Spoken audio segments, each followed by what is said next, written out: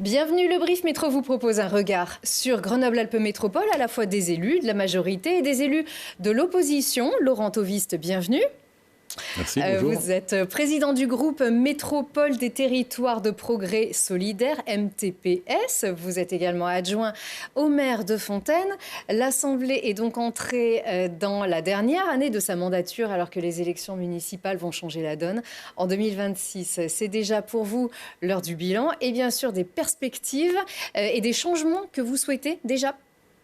Oui, alors le bilan, c'est... La métropole vient de fêter ses 10 ans, donc c'est l'occasion de faire un petit bilan. La majorité a fait le sien, nous on va faire le nôtre. D'abord, pour dire que notre groupe, c'est pour ça que son nom, Métropole des territoires de progrès solidaire, est intimement persuadé de l'importance de l'intercommunalité et de l'importance du fait qu'il y a un certain nombre de questions qui doivent se traiter à l'échelon intercommunal. C'est pour ça que nous... préfère parler de minorité que d'opposition parce que on estime que effectivement il peut y avoir des débats et que ce sont les débats qui font avancer les questions. Sur le bilan de la métropole, il y a des points positifs. Tout ce qui concerne la transition écologique, on peut prendre quelques exemples. Les Murmures, qui est un grand programme d'isolation des bâtiments, c'est quelque chose qui fonctionne. La rénovation thermique. Voilà, dans le domaine des déchets, dans le domaine de l'eau, là aussi, on a voté le renouvellement, la reconstruction de l'usine d'incinération, qui concerne d'ailleurs un territoire beaucoup plus grand que uniquement Grenoble-Alpes Métropole. Oui, les autres territoires, voilà, les autres territoires sont venus, etc. Donc là-dessus, il n'y a pas de souci particulier. Tout ce qui est fait en termes de végétalisation, à travers le plan canopé, les îlots de fraîcheur. Notamment, voilà, les îlots de fraîcheur, etc. On met tout ça en œuvre dans nos communes. Donc, que la métropole soit en appui sur ce type de politique, ça nous va bien. Et voilà, d'ailleurs, le plan climat, qui est un petit peu le document qui rassemble un petit peu toutes ces politiques. Je crois qu'il y a aujourd'hui une quarantaine de communes sur 49 qui l'ont signé. Donc voilà, il n'y a pas débat. Et puis, il y a des sujets qui font débat. Alors, je note quand même que vous commencez aussi déjà par ce qui va, parce que vous précisiez que le terme d'opposition, vous n'y étiez pas franchement favorable. Il y a aussi finalement vous préférez finalement commencer par les sujets sur lesquels vous vous trouviez en cohérence. Oui, parce que je pense qu'il faut qu'on doit ça à nos citoyens. Nos citoyens, j'y viendrai après, ils ne demandent pas à ce qu'on aille le vendredi tous les mois s'écharper dans un hémicycle. Ce qu'ils nous demandent, c'est de régler leurs problèmes. Voilà. Bon, surtout qu'on n'écoute plus quand on s'écharpe aujourd'hui. Donc, on n'a pas une conception à s'opposer sur tout, etc. C'est pas notre philosophie. Et en plus, comme je vous le dis, on le met en œuvre dans nos communes, donc il n'y a pas de souci.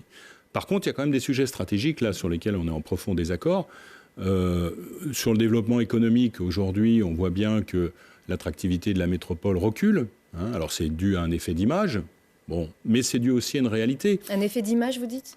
Oui, aujourd'hui, l'image de Grenoble, elle est plus sur l'effet divers que sur le dynamisme économique, même si le dynamisme économique, il est réel. Mais il est avant tout le fait des entreprises. On voit toutes les start-up, notamment, qui sont issues de la presqu'île scientifique, des grandes entreprises de ce territoire. Mais il n'est pas tellement dû, finalement, à l'action de la collectivité, alors même que les métropoles avaient été créées pour, justement, créer des pôles de développement économique à l'échelle européenne. Je vais vous prendre un exemple. La métropole va nous proposer, au mois de septembre, de voter sa stratégie foncière. 10 ans après sa création, elle nous propose seulement de mettre en place une stratégie foncière. Et pourquoi ? Parce qu'aujourd'hui, la métropole, elle a 5 hectares disponibles pour accueillir les entreprises. 5 hectares. Rennes, 60 hectares. Toulouse, des dizaines d'hectares. Lyon, 30 hectares. Voilà. Nous, on n'a plus rien. Aujourd'hui, une entreprise qui veut se développer sur le territoire, la métropole n'est plus capable de lui proposer quoi que ce soit. Deuxième exemple, Alpexpo. On va voter à ce conseil la vente d'Alpexpo à la région. Très bien que la région investisse, mais ça veut dire que la métropole, concrètement, n'a pas les moyens. Pourquoi on vote la vente à Alpexpo ? C'est parce que la métropole dit « moi, je ne peux pas mettre les sous pour rénover Alpexpo ». Donc la métropole, sur la compétence développement économique, n'a pas les moyens d'investir, alors que même que c'est sa compétence de base.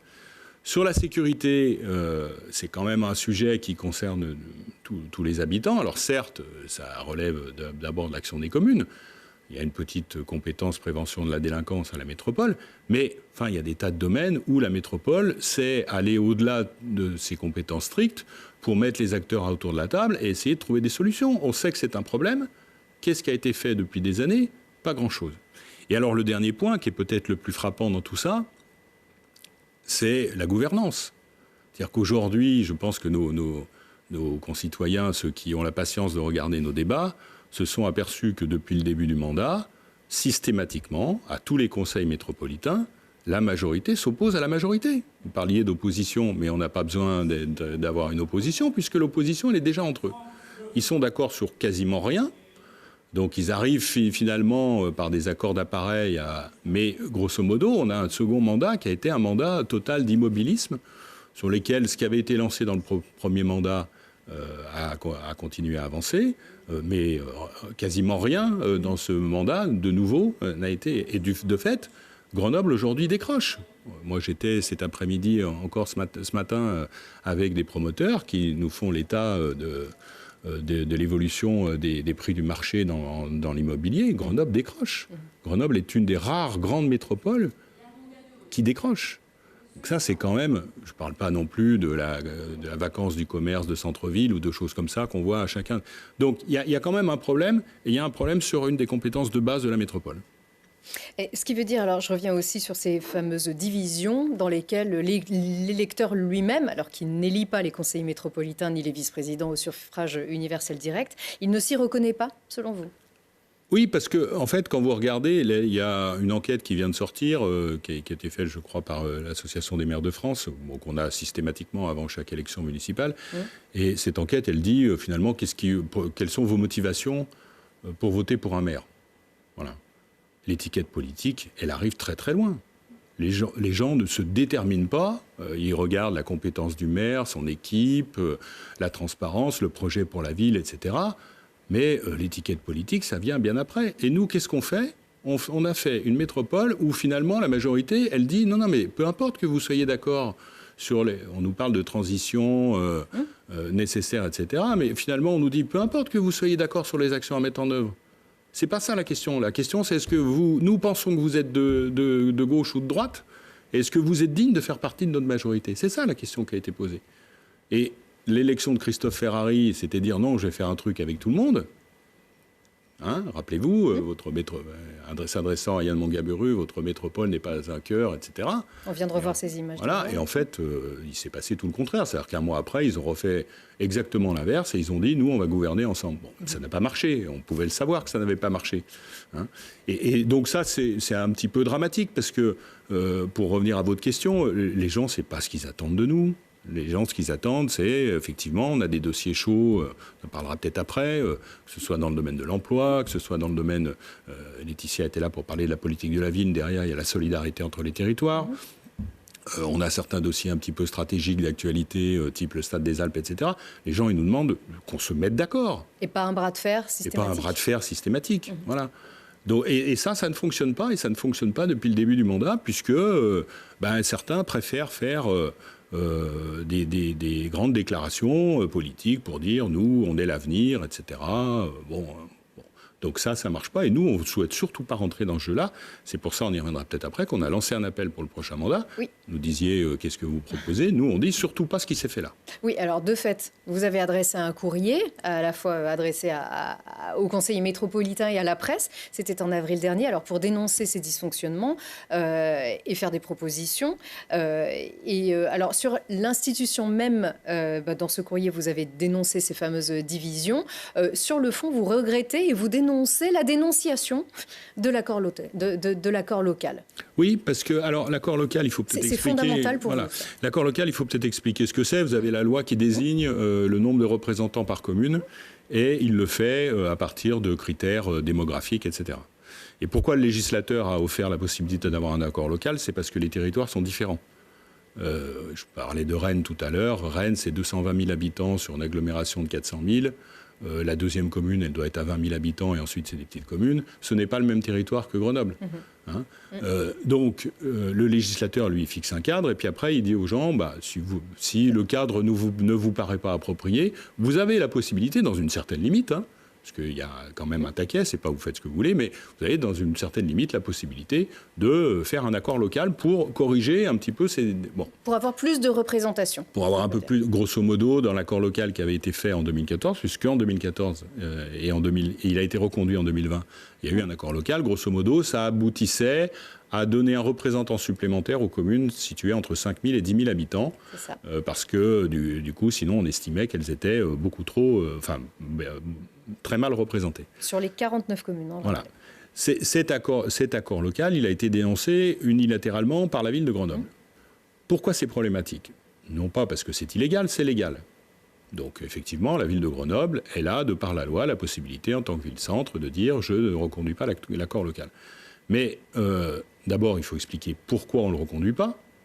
Il faut deuxièmement discuter avec les autres communes, etc., en disant ben voilà, moi je bon. Et puis surtout, il faut expliquer qu'est-ce qu'on veut faire derrière. Or, et là, il n'y a rien eu de tout ça. C'est-à-dire que il a été dénoncé sans aucune concertation, sans explication, et le maire de Grenoble a été très clair. Il a dit, grosso modo, nous on avait fait une ouverture, vous n'avez pas été assez gentil avec nous, enfin c'est pas exactement les mots, mais c'était ça, vous n'avez pas été assez gentil avec nous, donc on reprend nos billes et vous aurez un représentant de moins. Bon, c'est pas une manière de faire, et surtout, dans ce que je disais auparavant, c'est-à-dire la capacité à fédérer un territoire, c'est-à-dire à entraîner tout le monde. Finalement, une métropole, c'est quoi? C'est un ensemble de communes qui décident de travailler ensemble. Quand vous estimez qu'une partie des communes joue contre vous, bah forcément, vous avez plus de mal à avancer. Alors, auparavant, c'était nous, c'était les communes qui avaient été laissées sur le côté en 2020, à qui on a dit, peu importe, vous soyez d'accord sur le programme, vous ne serez pas chez nous parce que vous n'avez pas la bonne étiquette. Et maintenant, ça s'étend aux autres communes qui pourtant sont dans la majorité pour la plupart. Enfin, il y a des communes un peu dans tous les groupes, mais dont certaines sont dans la majorité et qui vont avoir des représentants. Donc ça fragilise en fait la construction intercommunale. Et compte tenu de tout ce que je vous ai dit auparavant, on n'en a pas besoin, quoi. On a plutôt besoin, dans ce territoire, de se resserrer les coudes et d'essayer d'aller de l'avant tous ensemble. Et donc votre courrier, plus que de dénoncer, il fait des propositions, il établit un certain nombre de propositions. Parmi la première, vous parlez d'une majorité de projets, vous voulez sortir des étiquettes et de l'appareil. Oui, c'est ça. En fait, en gros, c'est exactement tout ce que je viens de vous dire. C'est-à-dire que nous, on estime qu'il peut y avoir une majorité d'opposition. Ça, c'est tout à fait ça. C'est le débat démocratique. Mais elle doit se faire sur la base de « je propose un projet ». Ceux qui sont d'accord, ils font partie de la majorité, conduisent ce projet. Et ceux qui ne sont pas d'accord, ils font partie de l'opposition. Ça, c'est une bonne manière de faire. Parce qu'on met des différends sur la table, on met des options différentes sur la table. Et il y a une majorité qui gagne et qui met en œuvre son projet. C'est pas qui tu es, c'est voilà. Qu'est-ce que tu veux. Voilà. Bon, et c'est comme ça qu'on fait d'ailleurs dans nos communes. Moi, je suis adjoint issu d'une fusion de liste. On s'est mis d'accord avec le maire. À Fontaine, je le rappelle. Voilà, à Fontaine, on s'est mis d'accord avec le maire. On a géré pendant tout le mandat. On a très bien géré. Ça s'est passé sans aucun problème. On a mis en œuvre ce qu'on avait décidé. Et peu importe finalement que lui avait une étiquette, il était MoDem, moi j'étais anciennement Parti Socialiste, etc. Ça n'a pas posé de problème. Voilà.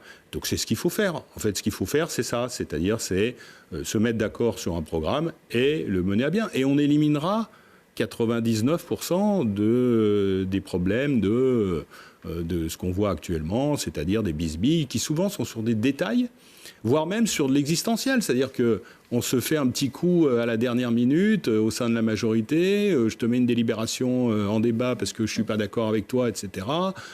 Donc nous, à chaque fois, on a des appels pour dire qu'est-ce que vous allez faire, etc. Enfin, c'est un peu pitoyable. Voilà. Théoriquement, une majorité, elle arrive unie avec son projet. Donc nous, on veut effectivement, peut-être quand même deux mots là-dessus. C'est pas tellement pour nous, parce qu'à la limite, enfin, je veux dire, notre vie d'élu, on est habitué à ça, etc. Mais c'est l'efficacité, encore une fois, de ce territoire. C'est-à-dire que tout ce temps perdu, c'est du temps perdu pour traiter les grands dossiers. On n'a plus le temps, compte tenu du décrochage de Grenoble à l'échelle nationale et internationale, on n'a plus le temps de perdre son temps dans ce type de bisbille. Oui, la situation est grave. Ici, vous avez un ton qui n'est pas belliqueux, mais le ton de votre courrier alerte véritablement. Parce qu'il faut toujours anticiper. C'est-à-dire que Grenoble, elle a, heureusement pour elle, elle a des atouts énormes. Oui, vous vous rappelez d'ailleurs, vous voulez renforcer même ce rôle centre. Bien sûr, c'est pour ça que ça cache un petit peu je veux dire, quand on a autant d'atouts, finalement, vous savez, dans tous les territoires, quand les territoires ont beaucoup d'atouts, que les politiques soient bons ou pas bons, ça continue à avancer. Mais ça avance quand même moins vite. Et il n'y a pas de choix désormais. Et à un moment donné, le retard qu'on a pris, il finit par se voir. Quand je vous disais, quand je prenais l'exemple du foncier économique, quand on arrive à avoir plus de 5 hectares disponibles, Ça veut dire concrètement qu'une boîte, elle arrive demain, elle dit « moi je veux m'implanter chez vous », vous lui dites « non, vous ne pouvez pas ». C'est ça la réalité. Voilà. Donc quand on a pris beaucoup de retard, on peut prendre du retard petit à petit, mais à un moment donné, on est face au mur. Et quand l'urgence sonne, vous parliez d'image tout à l'heure, je ne sais pas si véritablement ou concrètement les investisseurs deviennent plus frileux, voire les étudiants. On rappelle aussi que Grenoble et l'Aglo représentent un pôle d'excellence en matière de recherche, et ça fonctionne toujours. Mais aujourd'hui, ça fonctionne toujours, mais encore une fois, il faut prévenir ça. En termes, je veux dire, c'est de la bonne et saine concurrence, mais on n'est pas tout seul au monde. On n'est pas tout seul en France, on n'est pas tout seul au monde. Les autres collectivités autour de nous, elles cherchent à se développer, que ce soit sur le plan universitaire, sur le plan économique, etc. Donc si nous, on ne fait pas les bons choix, les autres, ils vont en profiter. C'est logique. On est au sein d'Auvergne-Rhône-Alpes, on a une capitale européenne, et moi, j'estime que c'est une grande chance, parce que je pense justement qu'avoir une capitale européenne comme Lyon, c'est un point d'arrimage. On a le Grand Annecy, on a le Grand Chambéry, on a le Grand Valence, etc. Voilà, donc c'est des gens avec qui on peut travailler, mais c'est des gens aussi qui, si on laisse passer les opportunités, ils vont les prendre à notre place. Bien sûr. Voilà. Et au regard du contexte que vous décriviez, donc aujourd'hui, il n'y a pas le choix par rapport à la gouvernance que vous souhaitez, voire mettre en place dans quelques mois. Désormais, il faut agir et faire corps autant que possible pour réagir face à cette situation-là. Oui, nous, on a voulu effectivement prendre les devants, en disant, voilà, vous le disiez, on fait quelques propositions sur ce que devrait être la métropole demain. Voilà, sur l'entretien, l'amélioration des espaces publics, transition écologique. Des propositions à la fois programmatiques, des propositions de fonctionnement. La sécurité tout de même. Ouais. Des propositions aussi de gouvernance, et notamment, on met quelque chose qui est important pour nous, qui est de dire que la démarche n'est pas du tout anti-Grenoble. On ne veut pas remplacer... il faut que Grenoble joue toute sa place. Une métropole sans sa ville-centre, ça ne fonctionne pas. Mais voilà, c'est pas la ville-centre contre les autres. Et donc, on fait des propositions un petit peu dans tous les domaines, qui sont des propositions... c'est un peu la plateforme pour le prochain mandat. C'est-à-dire pour ne pas arriver au lendemain des élections de 2026 en disant qu'est-ce qu'on fait. Nous, on a dit ce qu'on pensait... être bon, et du coup, on espère que d'autres communes viendront se joindre aux futurs élus, parce qu'après tout, je serai peut-être plus là, les membres de notre groupe seront peut-être plus là, on n'en sait rien, c'est le débat démocratique, mais en tout cas, on voulait poser les bases justement avant de dire ce que ça devait être. Très bien. Eh bien, rendons ceci possible tous ensemble. C'est ce que vous rappelez justement à la fin de ce courrier, avec cette volonté de rassembler, de sortir des étiquettes, on l'a bien compris. Je vous laisse conclure, bien sûr. Juste peut-être un dernier mot sur un sujet d'actualité, parce que ça traduit finalement tous les dysfonctionnements de cette métropole. C'est le sujet du Stade des Alpes. On a quand même la chance d'avoir deux clubs qui performent sur le plan sportif, même si on aurait espéré que le SCG puisse monter en top 14, mais bon, c'est parti. Aurait dû monter en top 14, mais c'est parti remise. Moi, j'ai confiance pour l'année prochaine. Le GF38, c'est pareil, il évolue à son plus haut niveau, donc on devrait s'en satisfaire. Et le public est là aussi. Et le public est là. Et finalement, qu'est-ce qu'on a trouvé de mieux ? C'est de se mettre à dos ces deux clubs en allant, soi-disant, pour des motifs... financier, mais finalement, quand on regarde bien les chiffres, la métropole va rien gagner, les clubs vont perdre. C'est symbolique quand même de ce mauvais fonctionnement. C'est-à-dire que, encore une fois, on peut avoir des débats sur le fond, etc. Mais si on rappelle la problématique justement du stade rapidement. La problématique, c'est que le stade des Alpes... La métropole est propriétaire. Oui, la métropole est propriétaire. Et cas unique en France, on a deux clubs au plus haut niveau qui ont accepté de se partager le stade. Et qui donc ont accepté finalement de co-gérer ensemble, et ce qui est quand même, à notre avis, un atout fondamental, parce que voilà, ça veut dire que sur les questions d'occupation, etc., ils se mettaient d'accord entre eux, et que finalement c'était assez confortable sur la collectivité, en plus d'être très économe. Bon, voilà, il y avait un petit sujet sur le coût au match, qu'à notre avis on aurait pu traiter en bonne intelligence. Sauf que ça ne s'est pas passé comme ça, ni vis-à-vis des clubs, ni vis-à-vis de nous, opposition ou minorité. On n'a pas du tout été associés aux discussions. On l'a été une fois, décembre. Il nous semblait qu'on avait réussi à mettre un petit peu de liant dans tout ça.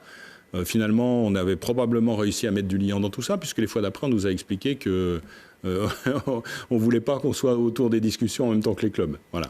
Bon. Donc au final, à quoi on aboutit ? On aboutit aujourd'hui au fait que la métropole va reprendre la gestion du stade. en le louant aux 2 clubs, pour un gain financier qui n'est pas du tout évident. On pourra faire le bilan, malheureusement, pas avant 1 an, mais pour un bilan financier qui n'est pas du tout évident, avec un surcoût pour les clubs et avec une relation, encore une fois, en termes de capacité à entraîner un territoire, le message qu'on envoie à ces 2 clubs qui performent, c'est finalement, le président du FCG a parlé de raquettes, j'irai peut-être pas jusque-là, mais enfin, oui, en tout cas, on n'est pas dans la co-construction et on n'est pas dans le fait, justement, de travailler tous ensemble pour faire réussir ce territoire. Voilà, c'est pour ça que je tenais à conclure là-dessus. C'est un petit peu symbolique. Hein. Il y en aurait d'autres, des dossiers comme ça. Hein. On pourrait en évoquer plein. Mais celui-là, je pense qu'il peut toucher le public. C'est un petit peu symbolique, quoi. Je n'imagine pas une autre agglomération où ça se passe comme ça. Et là, c'est le reflet, finalement, de l'idéologie pure. Moi, je suis très, très marqué, je vais terminer là-dessus. Lors des débats, il y a quand même l'un des coprésidents du club, du groupe Puma, qui a dit, mais vous savez, moi, le foot, j'y connais rien. Et puis, quand j'étais petit, ma mère, elle me disait, il n'y a qu'à leur donner un ballon à chacun pour qu'ils arrêtent de se courir après. Enfin, est-ce que c'est une façon de diriger une collectivité, d'avoir autant de mépris pour les acteurs du territoire? Voilà. Qu'est-ce qu'on dirait si nous, on avait dit la même chose sur la culture, sur je ne sais pas. Enfin, voilà, c'est aberrant. Et ça montre bien, finalement, que malheureusement, il y a une partie de cette majorité qui ne s'intéresse que à quoi elle s'intéresse et pour lequel le reste n'existe pas. Sachant que voilà, la première vertu du sport, c'est de fédérer. On vous souhaite aussi que le sport puisse... Et d'être éducatif et de permettre... Et excusez-moi, juste encore un dernier point, c'est aussi une méconnaissance complète. C'est-à-dire qu'on nous a parlé de sport professionnel. Mais dans le rugby, dans le foot... Ce sont des locomotives. C'est des locomotives, c'est des centaines de gamins qui, tous les week-ends, jouent, vont au match, etc. Donc c'est très important pour les gens. Il n'y a pas de sport éducatif s'il n'y a pas du sport de haut niveau, et vice-versa. Et donc, ne pas le comprendre, c'est un mépris fondamental. C'est aussi un public qui se retrouve en tribune et qui clame aussi les valeurs de son territoire et qui en est heureux. Et qui en est fier, et qui en est fier. Bien sûr. Donc, on espère que tout le monde trouvera un terrain d'entente. On espère surtout que nos clubs pourront continuer à jouer dans de bonnes conditions. Oui. Absolument. Merci beaucoup. Laurent Tovist, je rappelle que vous êtes le président de ce groupe Métropole des Territoires Progrès Solidaires MTPS. Co-président avec ma collègue Émilie Chalas, qui ne pouvait pas être là aujourd'hui. Voilà. Merci beaucoup. Encore à vous. Merci. Très bel été. Et merci encore à vous tous. À très vite.